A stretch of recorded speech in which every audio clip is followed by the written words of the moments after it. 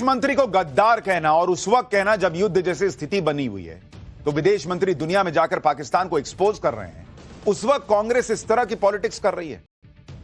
पाकिस्तान क्या बोलेगा भाई? बोलेगा देखिए ना, कांग्रेस वाले तो कह रहे हैं कि वहां का विदेश मंत्री गद्दार है। और वो विदेश मंत्री जब दुनिया में कहेगा कि पाकिस्तान देखिए क्या दो कौड़ी का देश है और क्या क्या करता है, तो उनसे किसी ने पलट के पूछ लिया कि आपकी कांग्रेस पार्टी तो कहती है कि आप ही गद्दार हैं, क्या स्थिति बनेगी सोचिए आप। कांग्रेस को यह सब समझ में नहीं आता है, इनको गद्दारी दिख रही है। पूरी दुनिया में ऑपरेशन सिंदूर का नाम हो रहा है, तो इनको गद्दारी ढूंढ के लाना है। और आप देखिए कि विदेश मंत्री एस जयशंकर आज ही यूरोप के दौरे पर नीदरलैंड्स गए थे। एस जयशंकर यूरोप के देशों से मिल रहे हैं। विदेश मंत्री एस जयशंकर के जिस बयान पर राहुल गांधी और कांग्रेस बिना सोचे समझे बवाल करने में जुटे हैं, उस बयान में ऐसा कुछ था भी नहीं जिस पर राहुल गांधी ने मुद्दा उठा लिया। आप उस बयान को सुनिए एक बार पहले, फिर आपको आगे की बात बताता हूं। At the start of the operation, we had sent a message to Pakistan saying we are striking at terrorist infrastructure. We are not striking at the military. So the military has an option of standing out and not interfering in this process. They chose not to take that good advice. तो S Jaishankar ने क्या कह दिया boss? ये बात प्रधानमंत्री ने नहीं कही थी मंच से खड़े होकर कि हम ऐसी सजा देंगे, हम ऐसा एक्शन लेंगे कि आतंकी और आतंकियों को पालने वाले, उनके जो सरगना है, उनके कल्पना से परे की सजा दी जाएगी। तो प्रधानमंत्री ने नहीं क्लियर कहा था कि हम आतंकियों पर अटैक करने वाले हैं। पाकिस्तान को यह कहना कि हम आतंकियों को टारगेट करने जा रहे हैं, ये बता देना होता है कि हम किस आतंकी को मारने वाले हैं, हम तुम्हारे किस 9 जगह पे बम फोड़ने वाले हैं, हम किस दिन फोड़ने वाले हैं। यह बोला क्या उन्होंने सिर्फ पाकिस्तान को हमने पहले ही यह बता दिया था कि हम जो है वो आतंकियों को छोड़ेंगे नहीं, इतनी बात कही। इसका तमाशा बना के छोड़ दिया इन लोगों ने कि पाकिस्तान को जैसे सब बता दिया कि तुम वहां एक काम करना, तुम जो है हाफिज सईद को हटा देना, हम वहीं फोड़ने वाले हैं। क्या कांग्रेस पार्टी कर रही है भाई? उनको दिख नहीं रहा और कह रहे हैं विदेश मंत्री गद्दार हैं। जयशंकर ने सामान्य से बात कही। अगर जयशंकर साहब को कोई ऐसी बात कही होती तो पाकिस्तान सबसे पहले हल्ला मचाता, लेकिन पाकिस्तान ने तो हल्ला नहीं मचाया। यहां राहुल गांधी अपनी पॉलिटिक्स कर रहे हैं। राहुल गांधी और कांग्रेस जो सवाल पूछ रहे हैं वो सवाल ही पूछने लायक नहीं है, सामान्य समझ की बात है। भारत का स्टैंड क्लियर कर रहे हैं कि भाई हमने पाकिस्तान को यह बता दिया था कि हम तुम्हारे लोगों को नहीं मार रहे, हम मिलिट्री एक्शन नहीं कर रहे, हम आतंकियों को मारने वाले हैं, ये ध्यान में रखना। कहां, क्या, कब, कैसे मारने वाले ये थोड़ी बताया था। और कोई अपने ऑपरेशन की जानकारी पाकिस्तान को दे देगा ताकि वहां पर कोई ऑपरेशन जो है वो ढंग से हो नहीं और उसके बाद भारत की छीछा इधर हो जाए। अगर विदेश मंत्री की बात समझ में नहीं आई तो कम से कम राहुल गांधी और कांग्रेस को सेना की बात तो सुन लेनी चाहिए।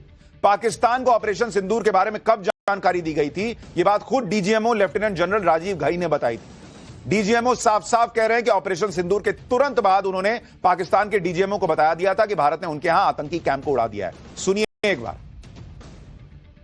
We did attempt to reach out and communicate our compulsions to strike at the heart of terror to my counterpart in the immediate wake of Operation Sindoor.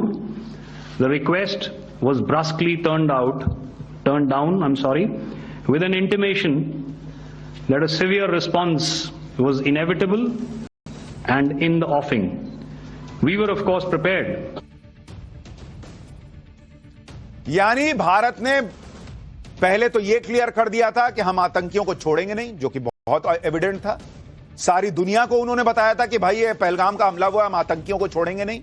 तो विदेश मंत्री ने कोई बहुत अजीबोगरीब अफलातूनी बात नहीं कर दी, कोई बहुत बड़ा खुलासा कांग्रेस पार्टी ने नहीं किया है। वो जबरदस्ती का माहौल बना रहे हैं क्योंकि उनको मामला दूसरी तरफ ले जाना है। और उसके बाद जब ठोक दिया तब डीजीएमओ ने बता दिया कि भाई तुम्हारे मार दिया है और आतंकियों को मारा है। अब चुप बैठोगे तो ठीक रहोगे, नहीं तो फिर फोड़ देंगे, और फोड़ दिया उसके बाद। और एक एक बात क्लियर कट बताई जा चुकी। जब सेना कह चुकी कि our job is to hit targets not count body bags, जब सेना कह चुकी ऑब्जेक्टिव हैज बीन अचीव्ड, जब सेना कह चुकी losses are a part of any combat scenario, जब सेना को इस बात की परवाह नहीं कि क्या नुकसान हुआ क्या नहीं, जिन्होंने अपनी जान की बाजी लगाई है वो जान की परवाह करने को तैयार नहीं है। इन लोगों को बड़ी आग लगी हुई है कि कितने विमान गिर गए। जब सेना को इस बात का गर्व है कि जो लक्ष्य थे उन्हें पूरा किया गया, तो राहुल गांधी को क्यों इस बात की पड़ी कि भारत ने कितने विमान गवा दिए? क्या इंटरेस्ट है उनका इस बात को जानने में कि कितने विमान गिरे हैं, और वो भी तब जब भारतीय सेना ने अभी तक माना नहीं है कि विमान गिरे हैं। ऑफिशियली कोई स्टेटमेंट नहीं है। उनको किसने बता दिया कि विमान गिर गए? कांग्रेस का कोई एक कांड हो तो आदमी सोचे। इनको नरेंद्र मोदी की हर चीज से दिक्कत है। अब प्रधानमंत्री मोदी ने पाकिस्तान को एक्सपोज करने के लिए सारे दलों के लोगों को मिलाकर एक टीम बनाई, तो कांग्रेस को वहां भी दिक्कत। पीएम मोदी का यह कदम कैसे मिशन पीओके से जुड़ा है और कांग्रेस की तकलीफ का लेवल क्या है, ये आपको दिखाऊं उससे पहले जरा कॉपी कैट पाकिस्तान को देखिए। जैसे ही प्रधानमंत्री मोदी ने सांसदों की टीम को दुनिया भर में भेजने का ऐलान किया, उसके कुछ ही घंटों में पाकिस्तान ने भी फैसला कर दिया कि वो अपनी टीम दूसरे देशों में भेजे। भारत अपनी टीम भेज रहा है ताकि वो आतंकवाद पर पाकिस्तान को एक्सपोज करे, दुनिया को आतंकवाद के खिलाफ भारत के न्यू नॉर्मल के बारे में बताए। पाकिस्तान के साथ दिक्कत यह है कि वो दुनिया को बताएगा क्या कि भारत ने हमको कैसे ठोका घर में घुस के। उसने पीएम मोदी की कूटनीति तो कॉपी कर ली, लेकिन उसके पास कहने के लिए भी तो कुछ होना चाहिए। पाकिस्तान कह रहा है कि वो दुनिया को शांति का संदेश देगा। ये ठीक वैसे ही है जैसे कोई चोर डाकू कानून की बातें करे, और अगर पाकिस्तान शांति स्थिरता की बात करेगा तो उसे सुनेगा कौन? कौन उसको सीरियसली लेता है? कमाल की बात यह भी है कि इधर पीएम मोदी कूटनीति का लंबा अनुभव रखने वाले शशि थरूर जैसे नेताओं के नेतृत्व में टीम भेज रहे हैं। उधर पाकिस्तान को ले देकर बिलावल भुट्टो मिला, वो नेता जिसे पाकिस्तान में कोई सीरियसली नहीं लेता। आप सोचिए, बिलावल भुट्टो की जितनी उम्र नहीं है उससे ज्यादा तो शशि थरूर को कूटनीति का अनुभव है। बच्चा है वो भाई, अल बल बोलता है बिलावल भुट्टो। आप पाकिस्तान के पत्रकारों को सुनिए, वो खुद कह रहे हैं कि पीएम मोदी की थरूर मिसाइल के आगे ये बिलावल कहां टिकेगा भाई।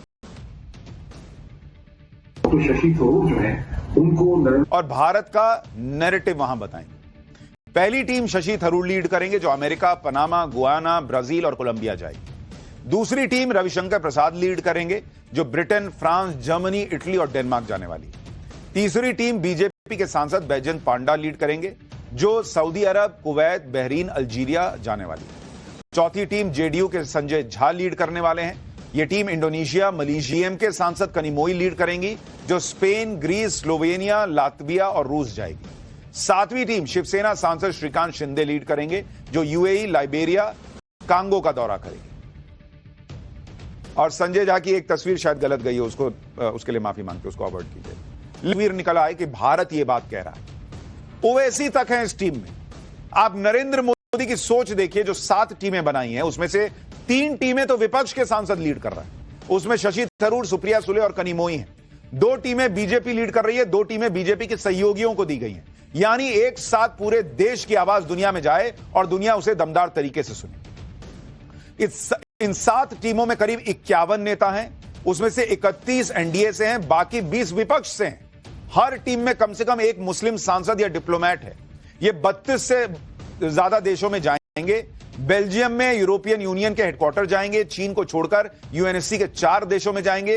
ये 10 दिन का दौरा होगा जो 22 और या 23 मई से शुरू होगा, और हर टीम में 7 से 8 नेता हैं, पूर्व राजनयिक भी हैं। इन 7 टीमों में जो नेता सेलेक्ट किए गए हैं उसमें भी यह कोशिश की गई है कि उसमें पक्ष और विपक्ष के दोनों नेता हों, और अगर किसी पार्टी का एक भी सांसद है तो उसे भी जगह दी गई है। जैसे आप देखिए, जैसे बैजयंत पांडा की टीम जो मुस्लिम देशों में जा रही है उसमें ओवैसी का नाम है। बीजेपी नेता निशिकांत दुबे हैं